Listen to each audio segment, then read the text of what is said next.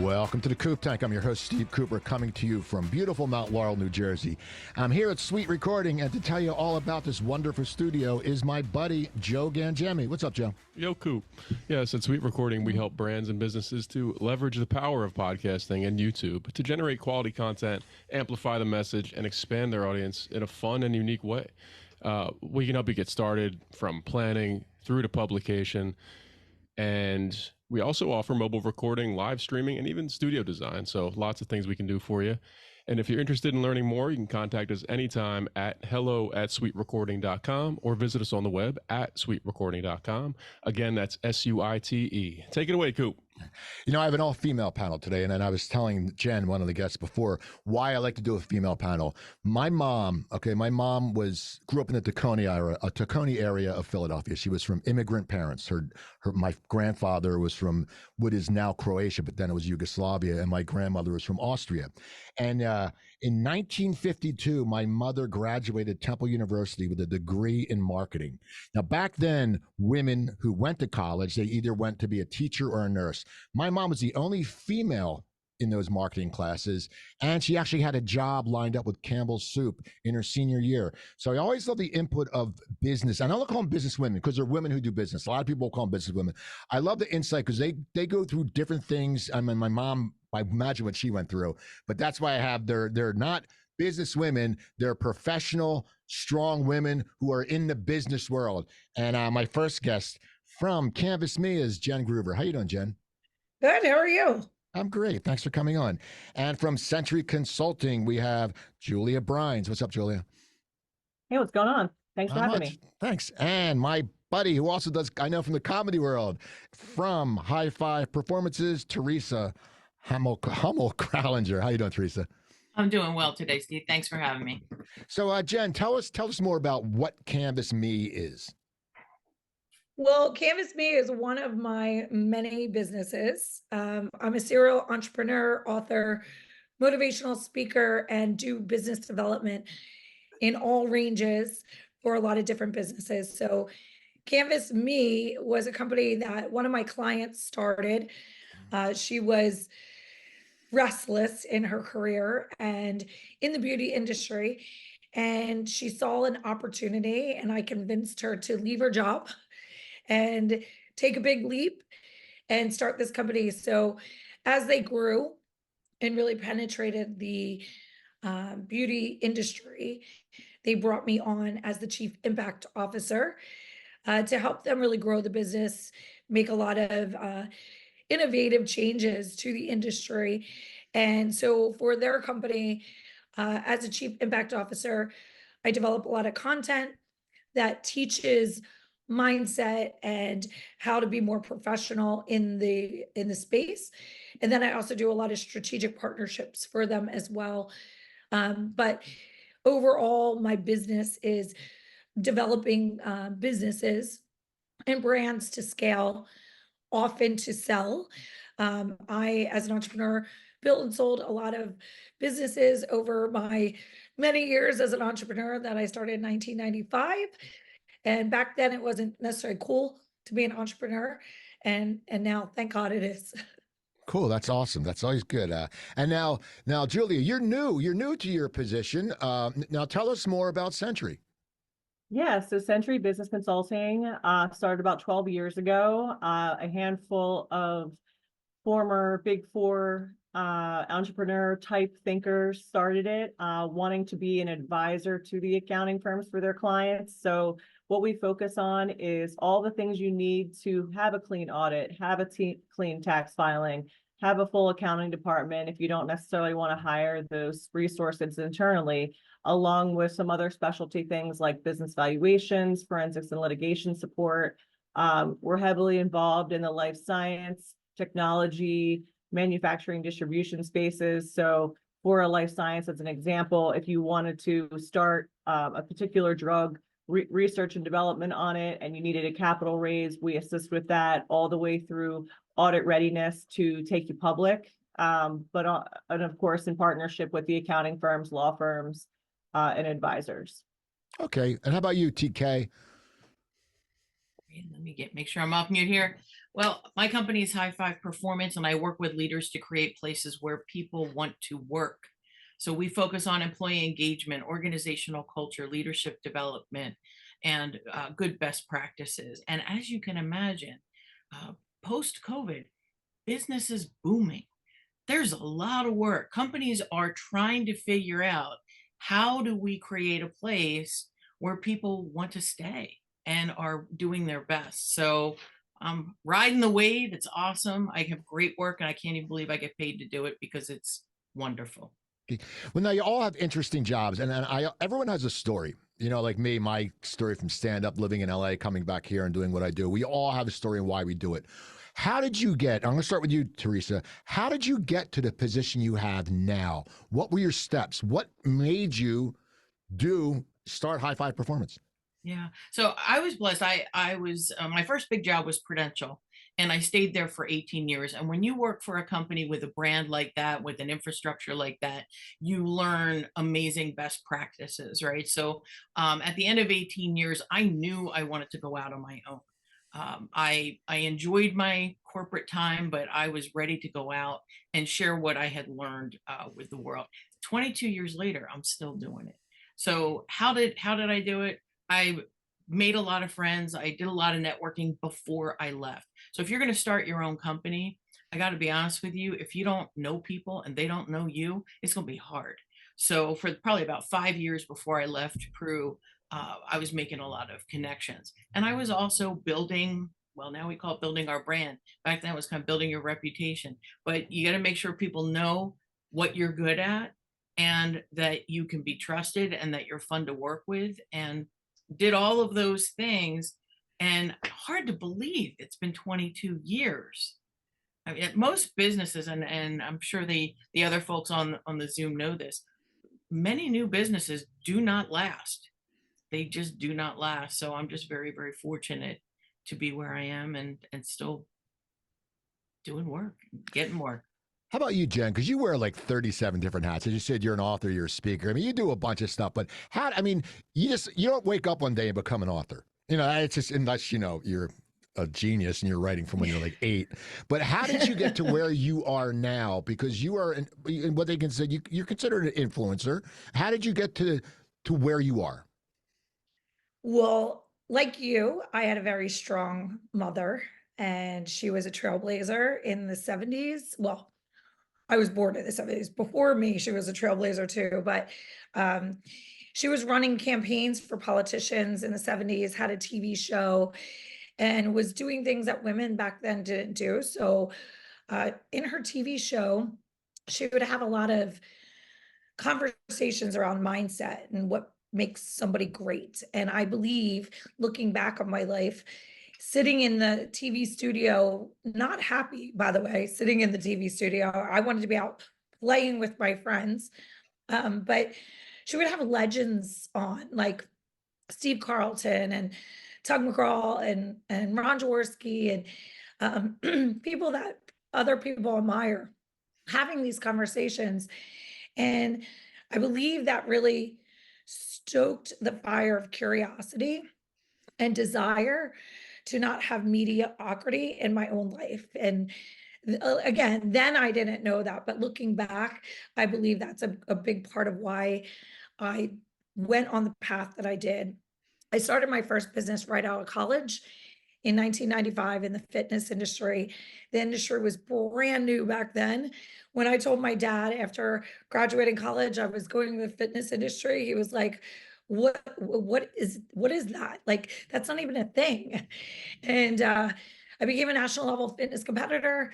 I worked for Reebok on the aerobics performance team, and learned actually influencer marketing back then. Now, we didn't call it that. There was not a term for it back then, but we were humanizing the steps and the slides and all this fitness equipment and apparel and shoes, and really making a movement of an industry. So watching that and observing that and being part of that definitely also influenced how I was going to create my career.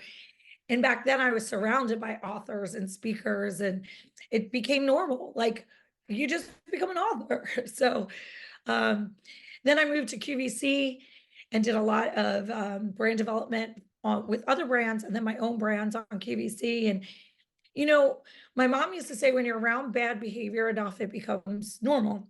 But if you're also around good behavior enough, that also becomes normal. And so I always chose to be in environments where people were doing great things, and I felt like I was slacking and I had to keep rising and climbing and doing things. And I believe that's true. So I became an author and doing all the things I'm doing just to keep spreading messages and being part of movements and um, sharing my story, just like all the other women on here.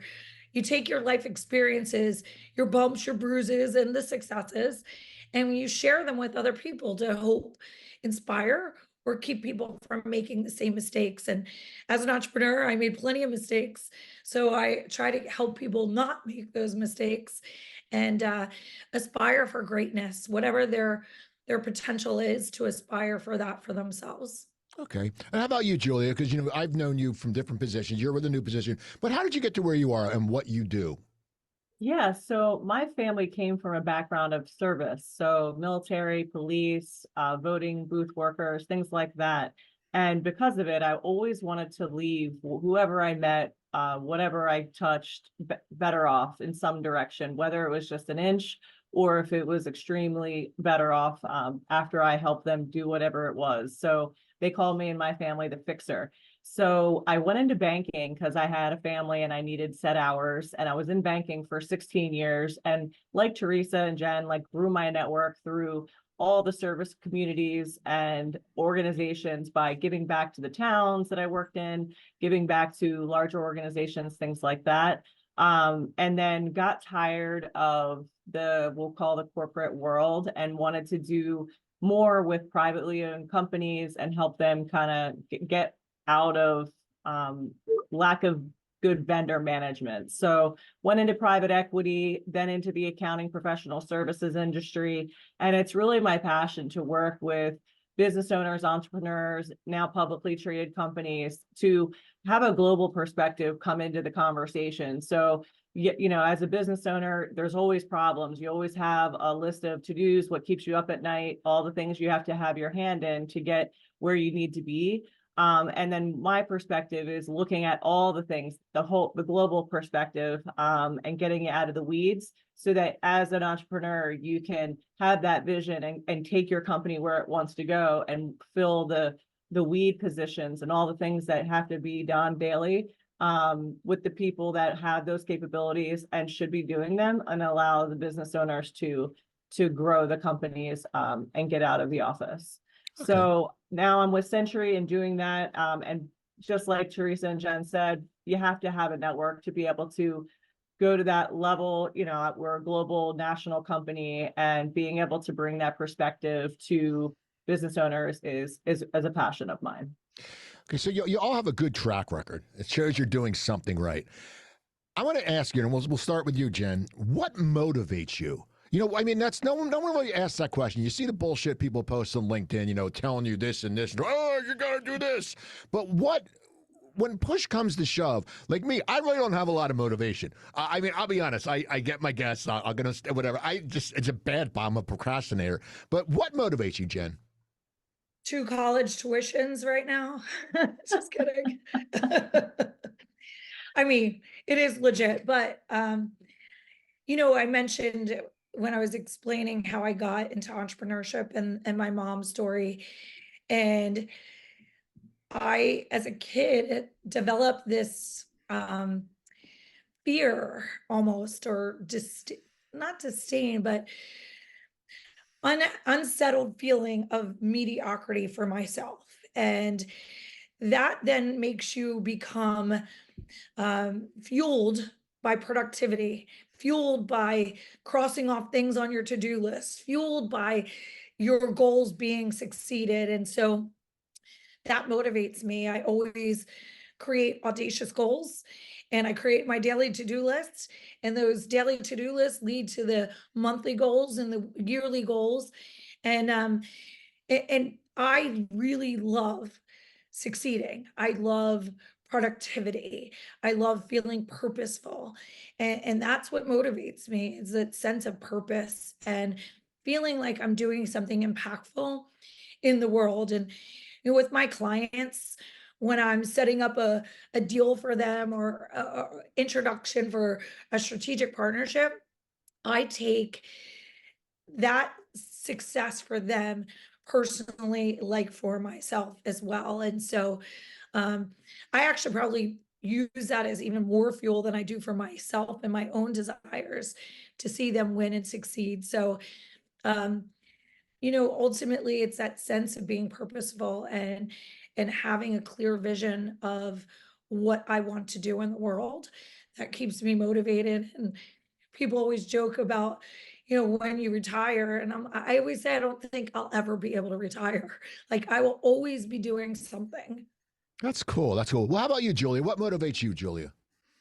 Yeah, so very similar to Jen, just wanting to always do better for myself, continuously growing emotionally, professionally, physically, and then helping all of my clients and friends do the same. Like I definitely follow a values, principles, doing the right thing, like putting the cart back at the grocery store, things like that.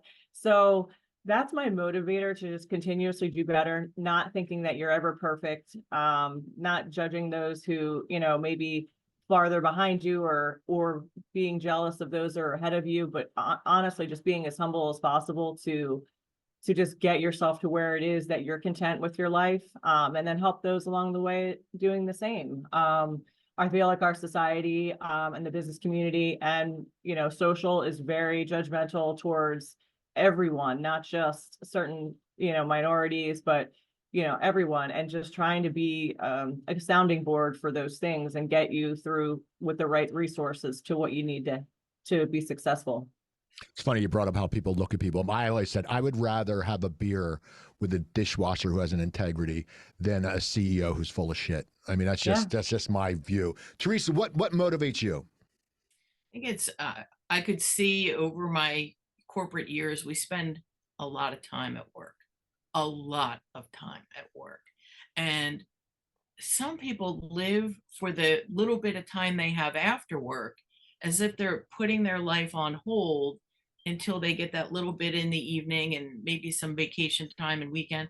No, no. I think joy should be 24/7. I think you should go to work and look forward to going and knowing that you're going to have some awesome conversations with people you enjoy, and work for a boss that genuinely cares about you and understands you, and have some fun at work, right? Like, we do not park our soul at the door when we walk into a company. It should come with us. And I have been in situations where work was a joy, and I want to create that in other places. And I love the leaders that want to do that. They just don't know how. They're like, I want people to be happy here. That's where I can help. Let me show you the path. Here's things you can do. So I think just valuing time motivates me. I want people to value their time. Don't mail it in. Be fully present and be embracing life at work, outside of work, and know who you are, live your purpose, understand what it is that you can do to add the most value. And Jen, I can feel it coming off of you. When you're adding value, it's a joy for you to help people. Absolutely. So that's my passion. And what I love is, over the years, I can tell you so many stories of companies and leaders who have flipped a switch and created great workplaces. They went from having terrible engagement surveys to making best place to work lists. How does that happen? Well, you do stuff. So that is my motivator. I love it. That's awesome. Now we're in a new year. It's February. God, it's already February. What is a challenge? We'll start with you, Julia. What is a challenge that you overcame last year? And it can be professional, it can be personal. Like, I've had health challenges and and I've overcome them. And now, I'm on the straight and narrow. My body's back in shape and my heart's all good. But what is something that a challenge that you overcame last year that makes you proud? I mean, well, I said, we'll start with you, Julia. Yeah. So I've always been everyone to everybody in my family.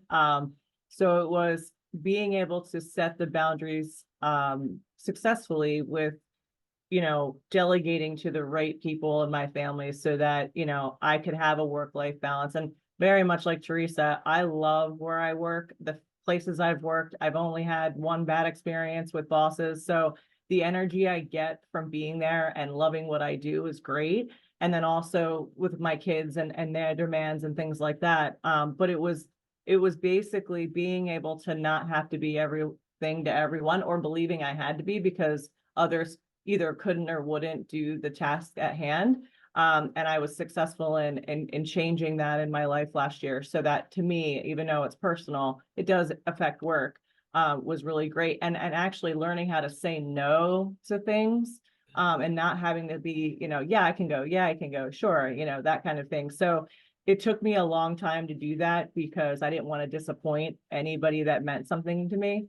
But realizing that if you just say why, it's no problem. So that was my success last year. How about you, Theresa? What's a challenge you overcame last year that that makes you proud? That you can go, yeah, I'm proud. Oh my gosh, I did a crazy thing. Okay. And I did it on a whim. I didn't even think it through. So I signed up for a year-long course at Wharton to be certified as a chief human resource officer, right? Year-long program, courses every week, homework, papers, the whole shebang. It was the best thing I've done in a long time. It was crazy hard. I mean, there were weeks where I'm like, I don't even know. I don't even know if I can do this. But I got through, I wrote the papers, and the best thing that came out of that, one, knowing that I could do it, and I did, check it off my list. Two, people that I met. Oh my goodness, people all over the world, global HR leaders are now in my circle of friends. So, it's been a long time since I've gone to school. I don't know about anybody else. It's been a long time. And I honestly didn't know if I was up for it, but that was huge. I did it. I got the certificate and I'm better for it. Big, big challenge. School is crazy. Yeah, 14 years ago, I was a corporate marketing manager for a restaurant. I had to take a class at UCLA, and it was just weird to walk onto campus. Oh, I'm like, yeah. I haven't been to college. I graduated college in '86. I'm like, what? And I'm like, they probably think I'm like either some creepy dude walking around or a professor. Jen, an accomplishment, a challenge that you overcame last year, that makes you proud, and you go, man, I'm good.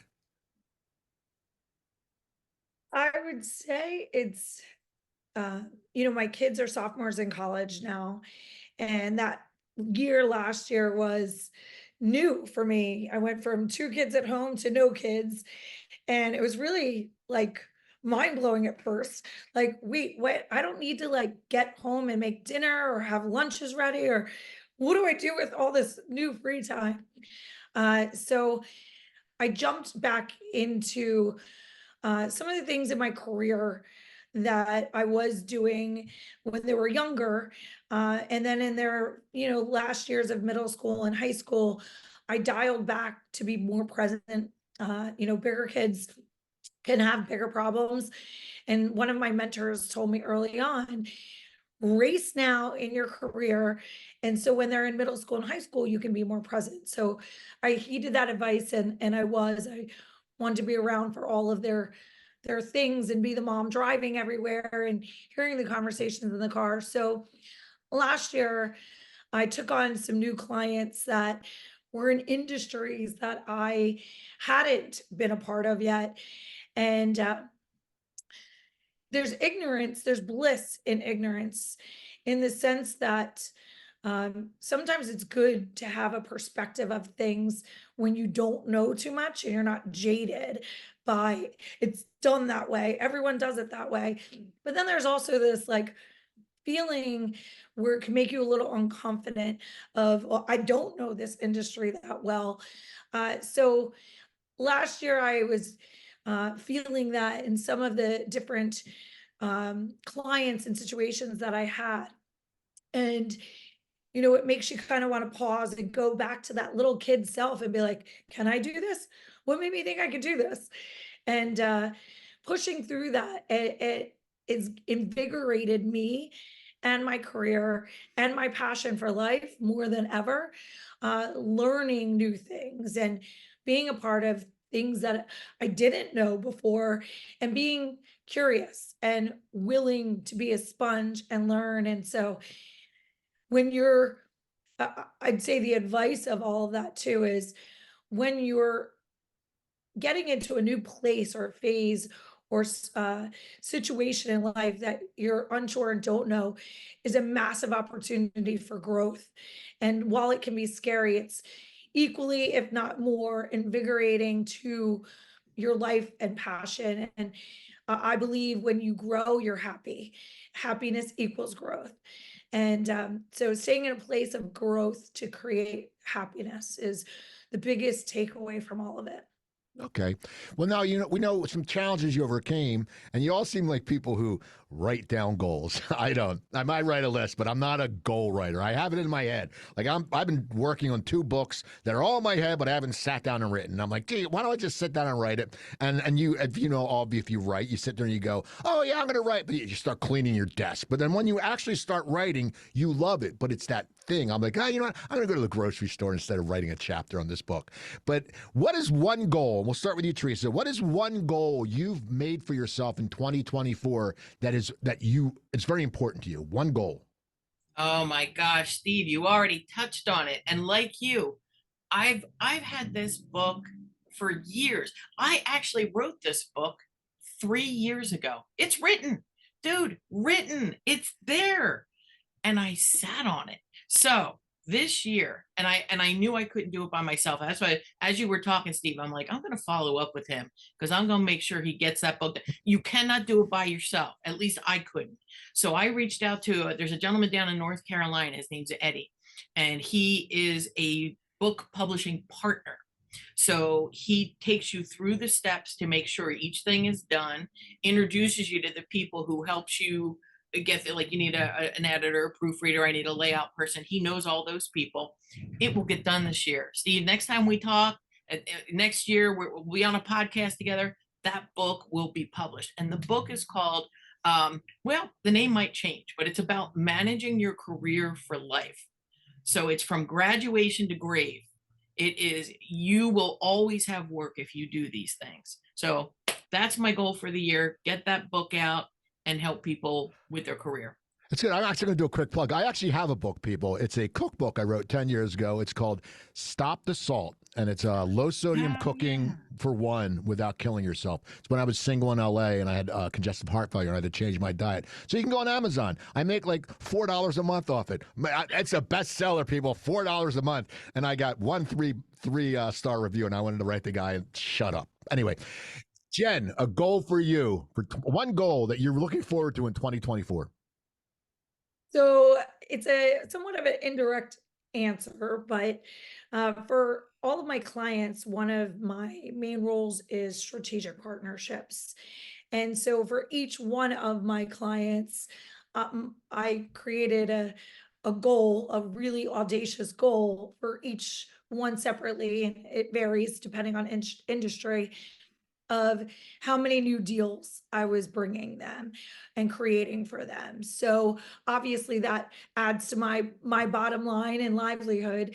But as I mentioned earlier, sometimes, especially women, I feel, when we're cheering for somebody else and we're attaching our goal to see somebody else succeed, drives us even more. And so seeing all my clients succeed is really important to me. So the big goal lies within those smaller goals for all of my clients throughout the year, and they're pretty audacious.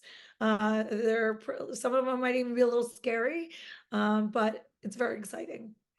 And Julia, because Julia, I'm sure because you're at a new job, I'm sure you have a shitload of goals. I mean, I'm sitting there, but what's your biggest goal with your new position?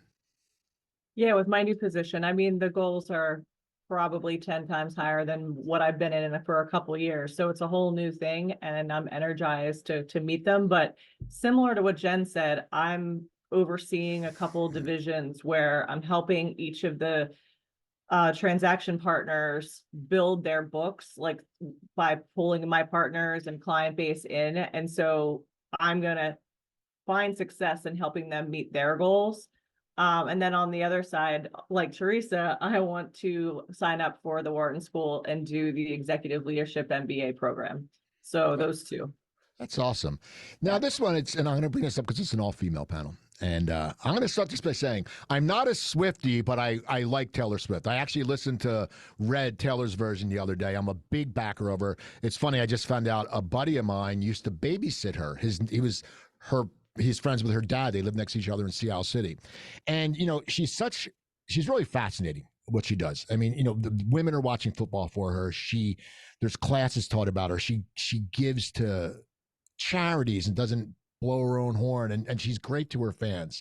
And I think she gets a lot of bad press. People are bitching about seeing her TV. The same stuff doesn't happen to guys. Like when Jack Nicholson was in a Lakers game, people were like, oh yeah, it's Jack. But Taylor like, oh, I'm tired of seeing Taylor. Why do you think she gets a bad deal? Because you're all women of power. You're all successful women. That's what I would think, if I had a daughter, I would want her to strive to be someone like Taylor Swift. But it's not only guys who are giving her shit. I see on Facebook, people are like, oh, we're tired of her. Well, she's the biggest star in the world. Okay, that's a thing. So we'll start with you, Jen. Why do you think that Taylor, and this is because this will air right before the Super Bowl, and people are going to bitch, I'm tired of seeing her, even though they saw her for 33 seconds last game out of 3 hours. Why do you think she gets such hate towards her? Well, before I answer that question, I would like to address that unfortunately human nature is that of, and this is a general statement, people like to be negative more than positive. So they want to find fault in people and things, and to say things that really, like, why do you hate her? You don't even know her, right? I think she gets backlash though, because somebody said it the other day, and I it resonated with me, and I understood. They said she's 34, but often acts a lot younger. And obviously she's tailoring to her fan base, which are mostly teenagers, right? So I think a lot of women might feel like she acts very immature in many ways, like especially if you're talking about the football game and the little dance and things that people gave her a lot of backlash about. But for guys, it's different. You see, like Jack Nicholson or whatever you said. It's different to see all the attention go to a female into a sporting event, but ultimately too, being in the entertainment industry for so long, they're doing it on purpose. They prop people up on purpose. And so they prop them up to their fame, but then they allow them to deal with the demise themselves too. So it's not an easy world in the entertainment space. It comes with a lot of great privilege, but you have to, like Taylor, develop really tough skin, because people are coming at you and attacking you and hating on you when they don't even know you. And that's my biggest beef of it all, is how do people have such venom and hatred towards anyone they don't know is bizarre to me. But sadly, our world connects more on complaints than it does praise for other people. It's true. And I praise the Tay-Tay. I like her. Julia, what's your take on it? Well, I think as a whole, not just our society, but across the world, folks are insecure for so many reasons. So whether it be you're too fat or you're too thin or your hair, like all those physical attributes, then financially, you know, if you are not successful or you're not taught the security of how to become a good, successful person in business, a lot of people just have insecurities in all ways. And I think that her being put up on a pedestal allows for those to just cut her down, because if you cut someone else who's better than you down, it makes you feel better about yourself. It shouldn't, but it seems to. I moved 4 times in my adolescence, and having to make friends with completely new people and all the things, you become what I call a chameleon.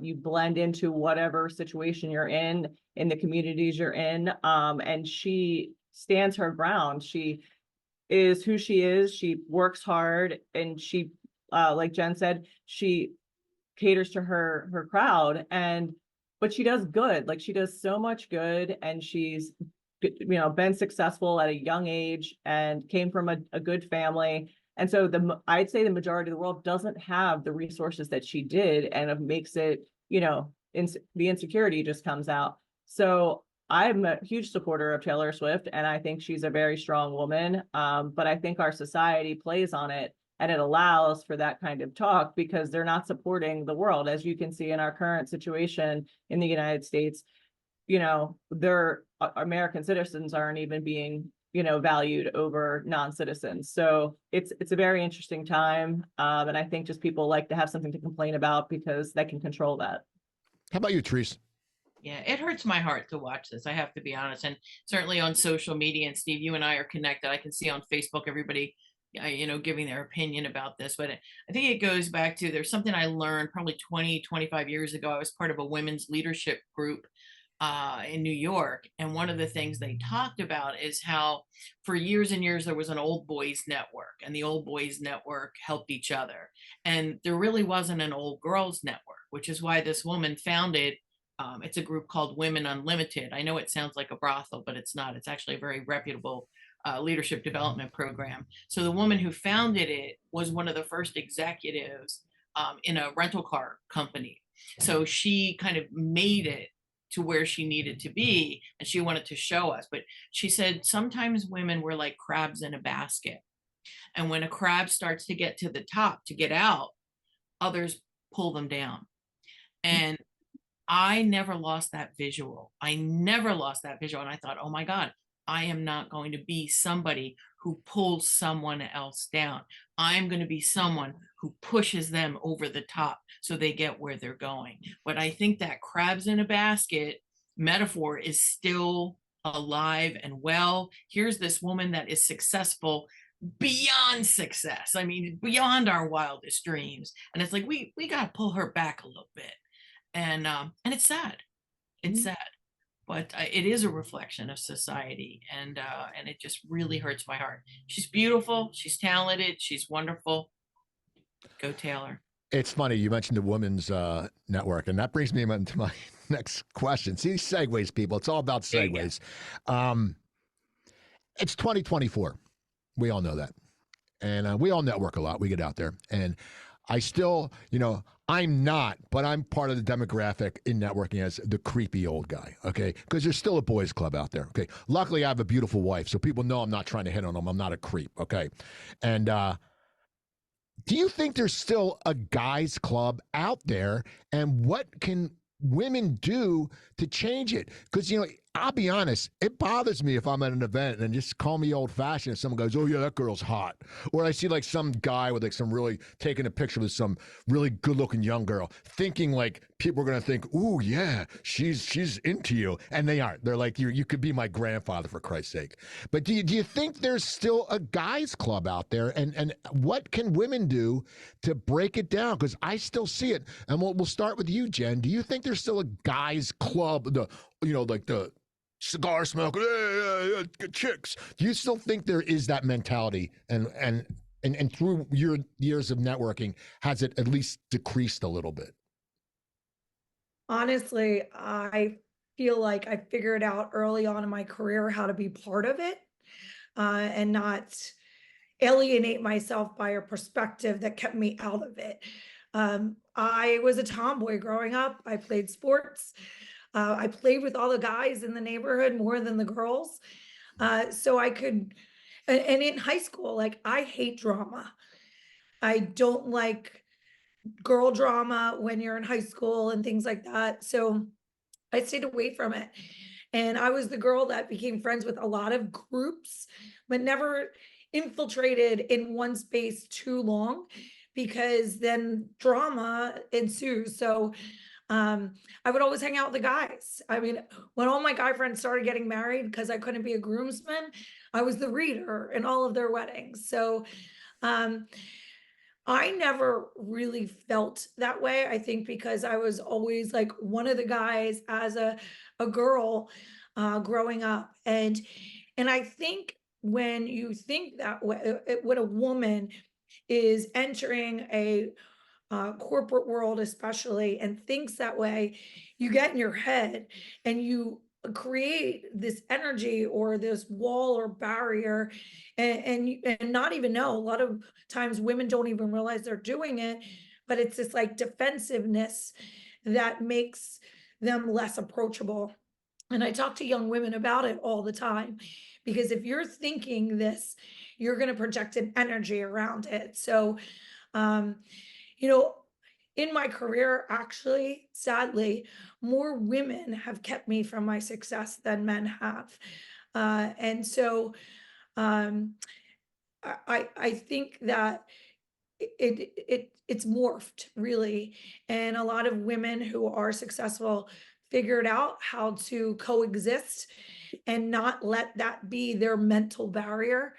And a lot of my greatest mentors have been men too. So my perception, my personal perception around that topic is different. The only time I actually really felt it was when I entered the accessories industry in New York, and it is definitely, it still is, an old boys club. And I went to my dad, who was born in 1933 and was definitely like a male chauvinist for sure.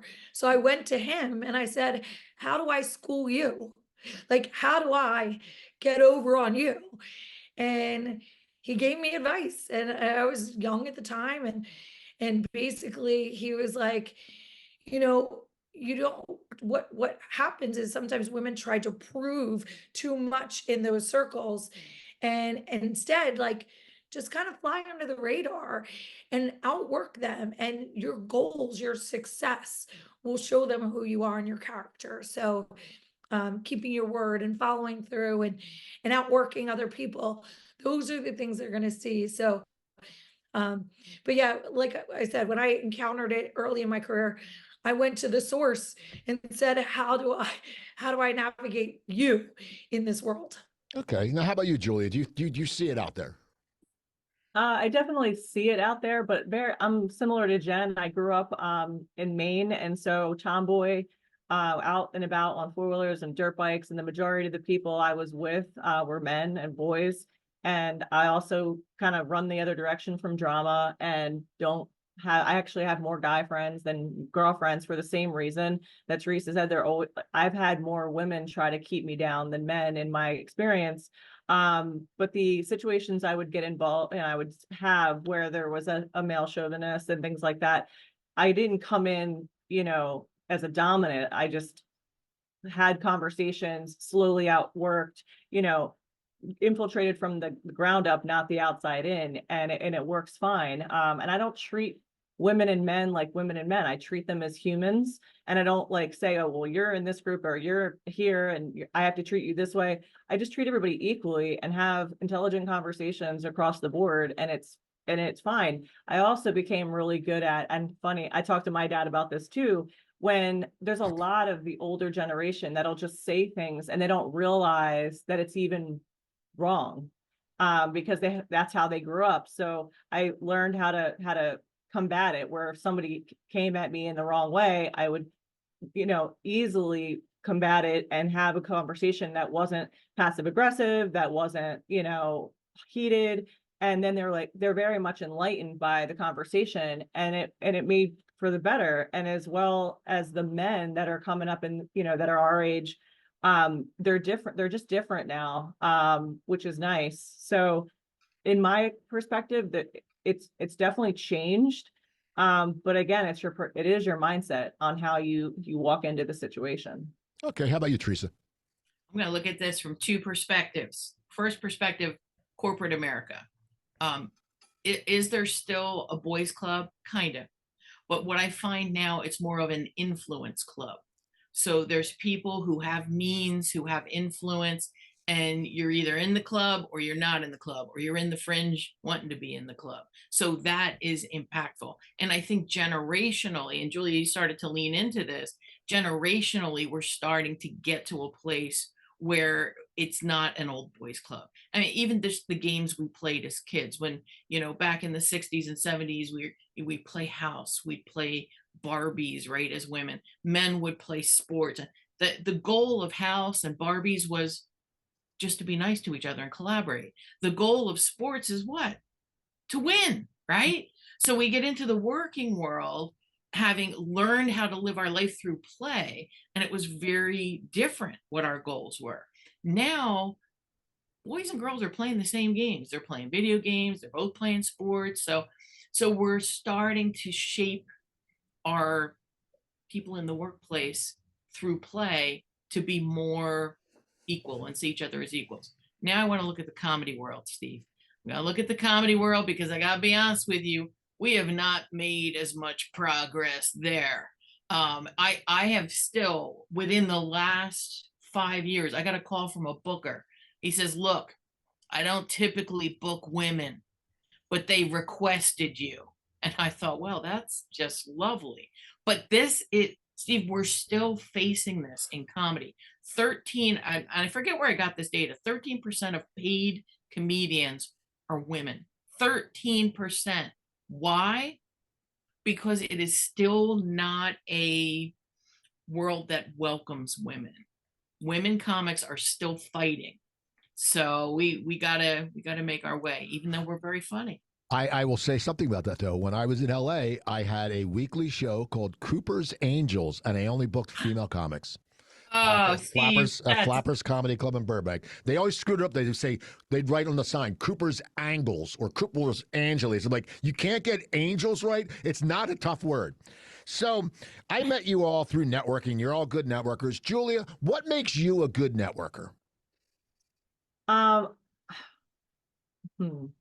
Wanting to develop a relationship, not close a sale, is my, learn who they are, how I can help. I'm a go-giver, always have been.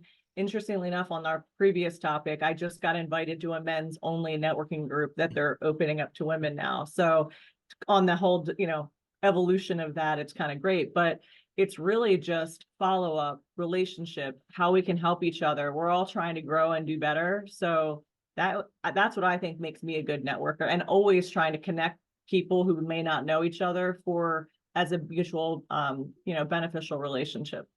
How about you, Theresa? What makes you a good networker? Oh my gosh, everything Julia said, everything. I was going to say go-giver. If you haven't read the book, The Go-Giver, read the book.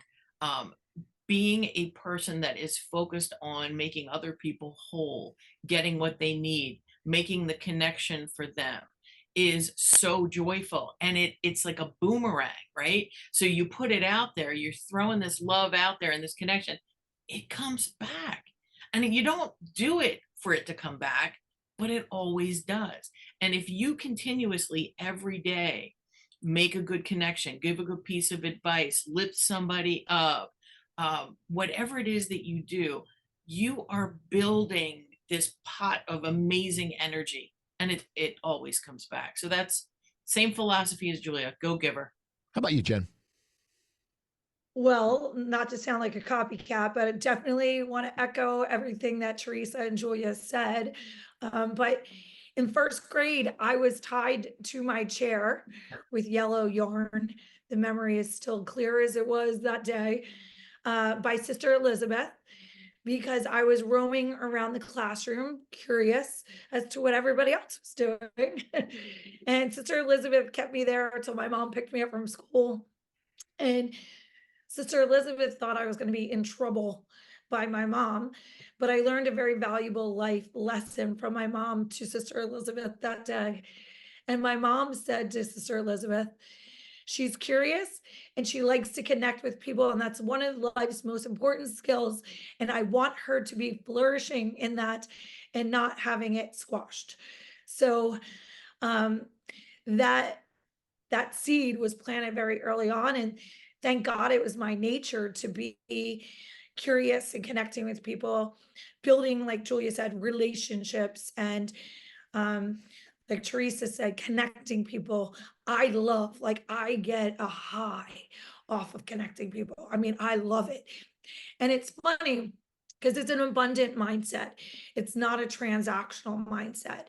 And you need to have faith in life working out the way it's supposed to with an abundant mindset.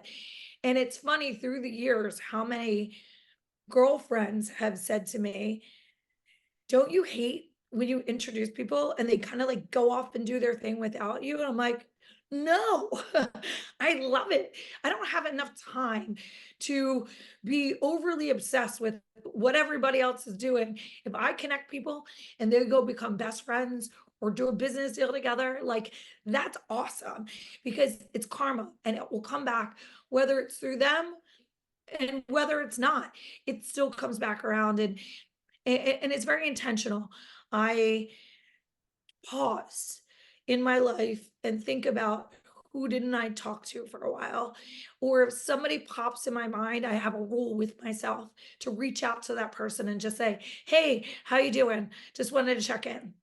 And just yesterday, I was on a call with this guy who I spoke for their company before, and we became friends after, and he would ask me business advice, and I just caught up with him. It was the new year, wanted to see how his new job was going. And he said, you know, Jen, one of the things I appreciate about you the most is that you keep connected. You keep reaching out and checking in on me. And it's really that simple. It's just about being intentional and being authentically desiring to connect in a way with people, to find out even how they are, or what can I do for you? How can I help you? Those are some of my common desires. And so I believe those are the, everything Julia and Theresa said, and adding that abundant versus transactional mindset is how you really develop an incredible network. And like one of my mentors said, when I was 25, is your network is your net worth, mentally, physically, spiritually, and financially. Okay. Well, here's something, Theresa. You mentioned the Go Giver book, and I always like to find out what's a book, and you can't say that one, Theresa, because you already said it. I always ask this question: what is a book? One book that you've that's made a difference for you. What's made you.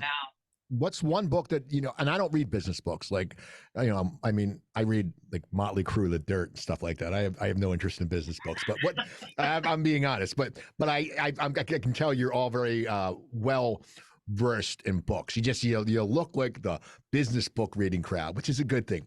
What's a book, and you can't say your own book either, Jen, but we'll start with you since you wrote a book. What's one book? It's a brief answer. What's one book that has made a difference for you? It's a spiritual book, and it's called Sacred Contracts. And I read that back in my 20s when I was doing a lot of soul searching about what life is about.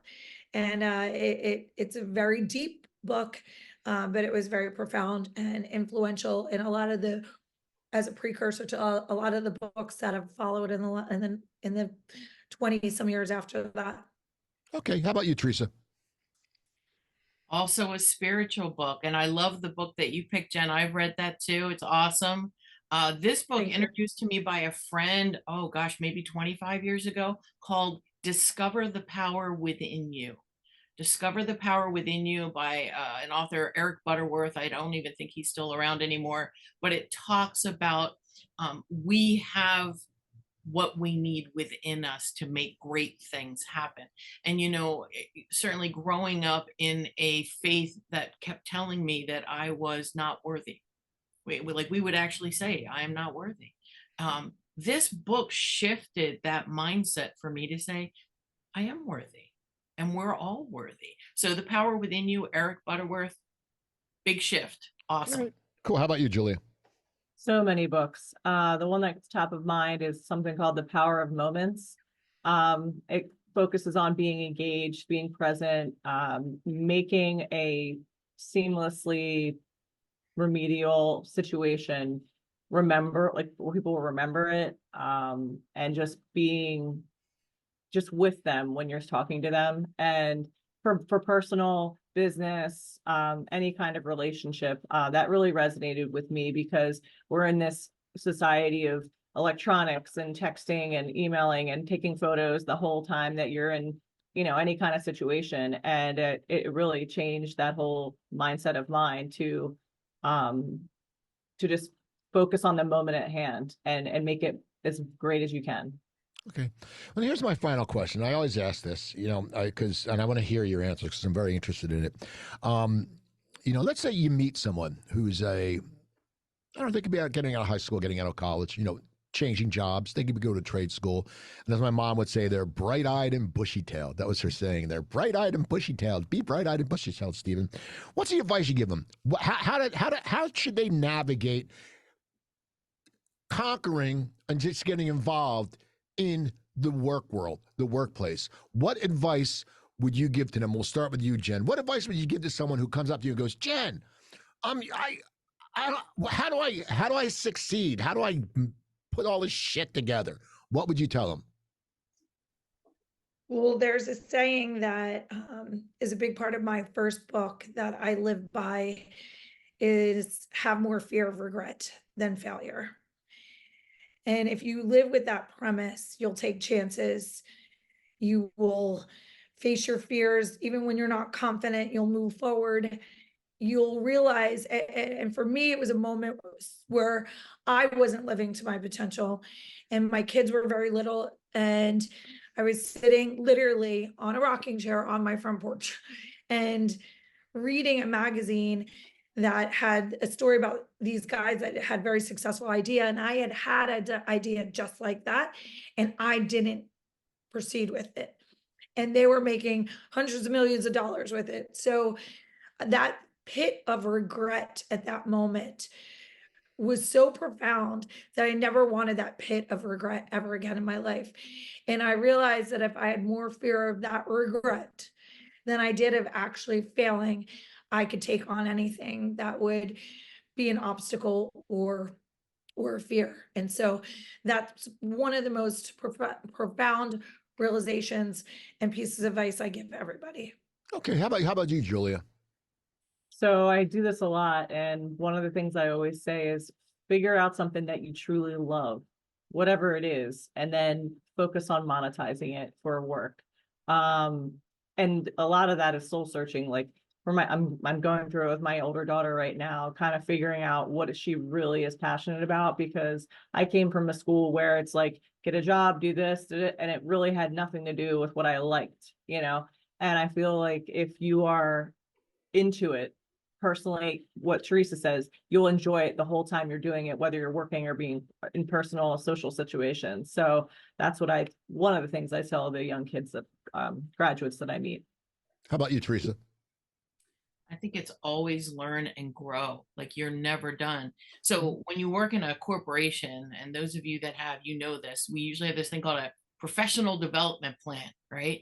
Everybody does their professional, and we're kind of like, all right, what do I got to fill this in? No, everybody should have, don't worry about your company. This is for you. You want to say to yourself, here we are today, what is it, February 2nd of 2024. A year from now, I am going to be better in some way. I'm going to have something new. I'm going to have conquered something. What is that? And be thoughtful about it. I have a development plan every year. I have a development plan this year. On my list is something that I wanted to kind of push to the side, but I can't. AI is, we got to face it. It's here. Got to do it. So I got to take a deep dive. So have a development plan, and every year look back and say, I am better than I was last year for having focused on this and done something. Learn and grow. This was great today. You guys have been great guests. Guys, I mean, you women. I always say right, guys. I'm a sexist. Damn you, Steve. I can't believe. No, you can say it's a Philly thing. I know. How can people get in touch with you and find out what you're up to? Jen, what's your website or whatever? What's the best place? JenGruber.com. And I'm very active on social media, Facebook, Instagram, mostly, and LinkedIn as well. So when people communicate with me there, I communicate right back pretty quickly. I just sent you a friend request yesterday because you're on the show. So on Facebook. Julia, how can people get in touch with you? Yeah, same. Social media has all my information. Just call me. It's easier, but my email is jbrines@centriconsulting.com. And Theresa. So I have two websites, Theresa HK Comedy, and I also have highfiveperformance.com. Either place you're going to find my email address, and come to a comedy show. I got a nice show. I got shows coming up.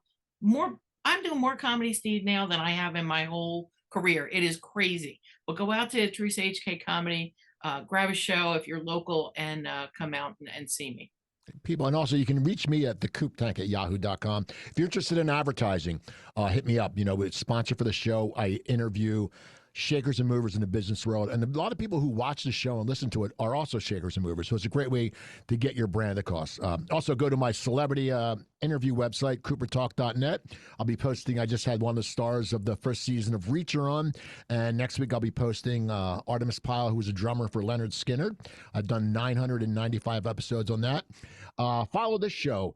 Like it. Go to YouTube. Search the Coop Tank. Comedy. I'll be at Pizzeria Uno Saturday, February 24th. And I have a new show coming out called Lyrics and Laughs. I'll be doing a show with Nigel Bennett, who was in an 80s band called The Members. It's going to be at Studio 67 in Medford on March 30th. It's going to be me doing 15 minutes of comedy, him doing 35 minutes of an acoustic set, and then me interviewing. So I just want to give a shout out to Joe Gangiemi and Rich DeSisto down here at SuiteRecording. Hit them up. Hello at Suite, SUITE recording.com for all your needs. I'm Steve Cooper. Y'all have a great weekend. And go listen to some Taylor Swift. All right.